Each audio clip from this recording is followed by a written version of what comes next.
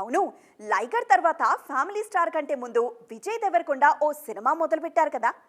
'గౌతమ్ తిన్ననూరి'తో మొదలైన ఆ సినిమా కొంత షూటింగ్ కూడా అయింది కదా. మరి ఆ సినిమా సంగతేంటి? ఉందా, ఆగిపోయిందా? ఉంటే ఏమైంది? ఇలాంటి అనుమానాలు చాలానే వస్తున్నాయి ఫ్యాన్స్కు. తాజాగా దీనికి సమాధానం ఇచ్చేశారు నిర్మాత నాగవంశీ. మరి ఆయనేం చెప్పారు? విజయ్ దేవరకొండకు 'లైగర్' తర్వాత అనుకోకుండా బ్రేక్ వచ్చింది. ఇకపై అది రాకుండా చూసుకుంటా. ఏడాదికి 2 సినిమాలు చేస్తానంటున్నారు రౌడీబాయ్. అన్నట్లుగానే 'ఖుషీ' వచ్చిన 8 నెలల్లోనే ఫ్యామిలీ స్టార్ ని సిద్ధం చేస్తున్నారు ఈయన.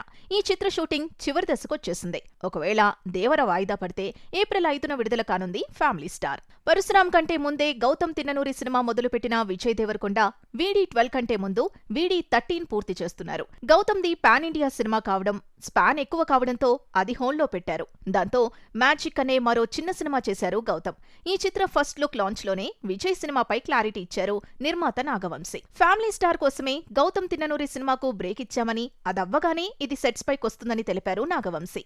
ఈ లెక్కన మార్చి నుంచి గౌతమ్ సినిమాతో బిజీ కానున్నారు రౌడీ హీరో. ఇది 2 భాగాలుగా రానుందని తెలుస్తోంది.